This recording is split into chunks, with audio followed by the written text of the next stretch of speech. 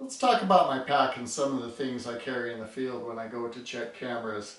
The pack is nothing really special. It's a 15-year-old Eddie Bauer pack, but I like it. It has very few pockets. I don't want a lot of pockets because I just lose things when I hide them around in various nooks and crannies in the pack.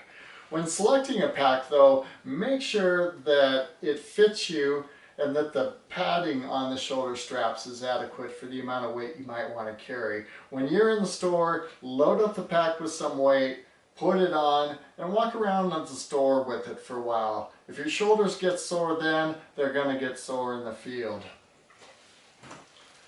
The first thing that I always make sure that I have with me in my pack is my toilet paper. I also bring wet wipes and I bring a lighter. If you use your lighter to burn your toilet paper, be extremely cautious. Don't do it on a windy day and don't do it anywhere near dry grass. Another thing that I always make sure that I have is at least a very basic first aid kit. I have medical tape, I have antibiotic cream, I have gauze pads, various sizes of bandages, flexible tape. I also have moleskin pads, and I have an emergency blanket. If you get cold or you get injured and the elements are upon you, you might really appreciate having this. Something else I always carry when I go on the field are zip ties. These things are cheap, they're incredibly strong, and you can do some really amazing things with it. I've used them to fix packs before, where the shoulder strap actually broke off the pack. Well, cut some holes through the shoulder strap, cut some holes through the pack, do a couple wraps with a zip tie, and you're good to go again. It may not be the best, but it's a lot better than carrying your pack out by hand. Another thing that I make sure I carry everywhere is duct tape. This is special duct tape that has a backing on it. And I've used this stuff in the field for numerous repairs, including repairing the boots on 2 different occasions where the people have their soles come loose from the uppers. Don't be that person. Another thing I always make sure I bring in the field is just some plain paper. You might need to leave a note for somebody in an emergency situation, and you're not going to be able to do it by text message. Make sure you have a pen somewhere also. I don't always bring snacks with me in the field, but when I do, jerky, trail mix, fruit. Fruit chews are great ones for me. I really enjoy them. When I do go in the field, even if I think it's just going to be a day trip, I always bring at least 2 sources of light. This is one of my favorite headlamps. It's manufactured by a company called Phoenix, F-E-N-I-X. And this has some really great features. One, I really like the strap going over the top of the head. That helps prevent the sagging of the headlamp on and over the ears. Another thing I really like is it has 2 different lamps in the front. It's got a spot lamp and a flood lamp. And this thing can put out up to 1,000 lumens of light. That's a bunch. And of course it's adjustable such that you can dim it or brighten it. It also can project a red light for times when you don't want a bright white light and perhaps you don't want to disturb other people.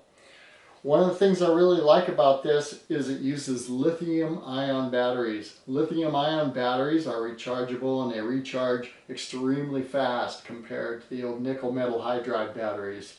This Phoenix lamp is unique in that it has a replaceable lithium-ion battery that I can access by simply unscrewing this cap, and that means I can bring a spare battery with me. Another nice thing about having this cap on here is I can disable the headlamp so it doesn't end up getting turned on in the pack.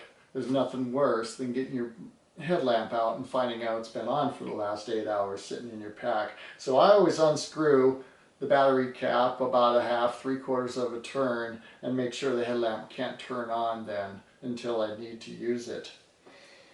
Like I said, I always bring a second source of light. It can be anything. It might be a small pen light, a handheld light, or I just bring another headlamp. I really like them.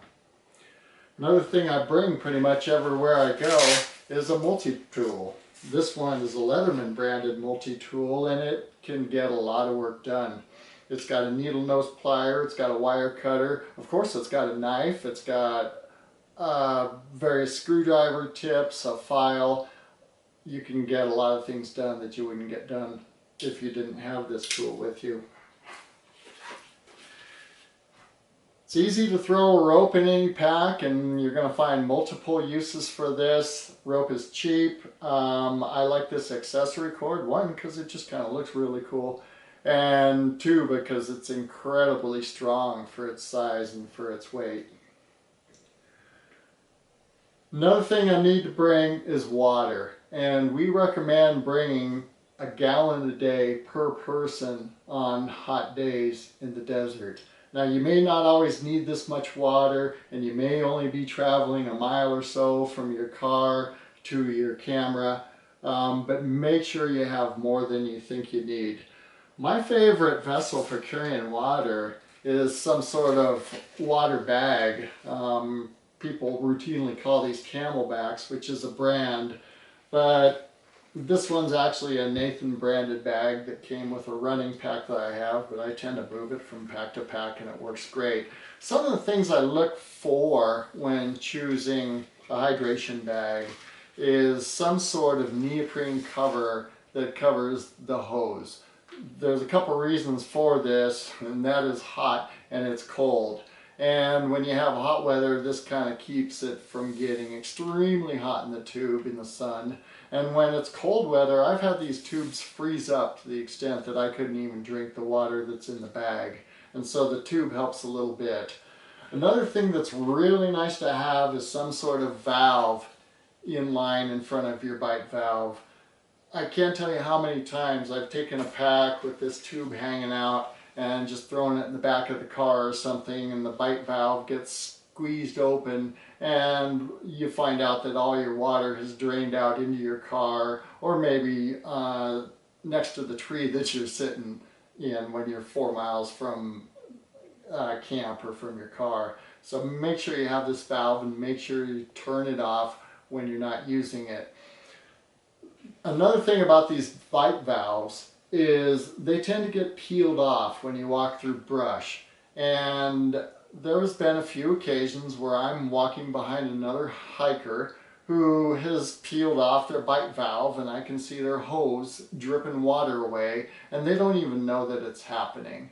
And so be careful with that. Make sure you got the secondary valve going on, and hopefully that'll prevent that.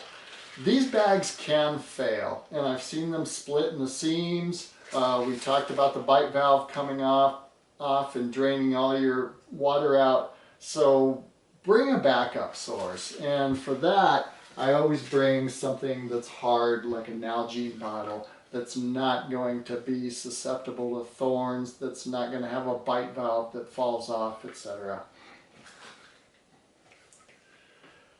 When you get to your camera site, you're going to need some tools to get the job done there. Oftentimes, vegetation blowing in the wind can end up taking 1,000 pictures of nothing that you're going to eventually have to sort through. And so we like to trim the vegetation in the field of view of our camera, at least within the first 15 feet or so. For that, I always bring a folding or retracting pruning saw. These are cheap, they work great, they cut through wood really fast. Another thing that can be really handy for pruning small branches is just a pruning shears. Bring some gloves for this work, and you might also be pulling out some grasses or things that are kind of sharp like bear grass, where this can be really handy to have. Other things you're going to need for checking your cameras are, of course, some replacement cards for you to swap out in your camera. Make sure you have adequate batteries. I always double count them when I go out in the field, and I always check them all and make sure they're fully charged before I pack them in my pack. Make sure you got a pen. The pen is going to be useful for your notepad, should you need to leave emergency notes for anybody in the field, or just to take notes perhaps. But I also used a pen to make some notes on the back of my camera card cases here, as far as the date, the time, and the number of photos that were stored on the card when I checked the camera. Don't forget the keys to your cable lock. there will be regrets.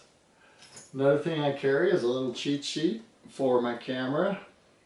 And then I never ever go out anywhere without my phone. I know you don't either, but there's a lot of tools on this phone that you may not be aware of that we're going to talk about a little later in this presentation. And they include things that I use this phone for, like field guides, for navigation, for a camera, and heck, I can even make phone calls with this thing in emergency. If you use your phone a lot when you're in the field, especially if you're using it to track your route, for instance, to and from your cameras, you might need a backup battery for it. And for that I bring this Anchor battery pack. This has been really helpful on some particular trips in that I could recharge this phone probably 3-4 times with this one battery. Before you go in field with one of these batteries, make sure you try it with your particular brand of phone. My phone is a Samsung Galaxy S8, and I found it's really finicky about what sort of portable battery packs it's going to accept. This Anchor one does work well with it. Don't forget to bring a cable for your phone charger too. Safety-wise, it's nice to have a whistle. I spent a considerable time working with search and rescue, and when your lost people have a whistle, it's really helpful for them to notify you and let you know where they're at. It's a lot easier to make a big loud noise with this than it is by yelling for an hour or 2 or 3. If you feel that you should carry a firearm, carry a firearm. However, make sure you know what you're doing. Make sure you're practiced with it, you're trained in how to use it, and you're ready to accept the consequences of using a firearm. I don't usually carry one in the field with me. That's up to you. Make sure you know what you're doing, and make sure that everything you do is within policy of the University of Arizona. Pepper spray I do carry a little more often than I do carry the firearm. This is useful in cases perhaps of wildlife or in dealing with people that you might find objectionable. If you're going to carry weapons in the field with you, make sure that you're proficient with them. If you do carry them, are they accessible, or are they stored away in your pack when you need them? If they are accessible, are you willing to use them and accept the consequences of their use? If you carry a pepper spray, make sure it's accessible to you. It's not going to be of any use to you if it's stowed away in the pack on your back. Also know how it works. All these pepper sprays have some sort of safety mechanism on them. This particular one has a safety lid over the button that you depress to spray it. You've got to get your finger up under it. Before you spray these, you want to make sure you've shaken them up. The active ingredients will settle out in the bottom and won't be deployed. Another thing you need to be aware of is what kind of spray pattern these have. Some of these shoot in a stream, some of these spray in more of a cone mist. Know how they work and how the manufacturer recommends that you deploy them.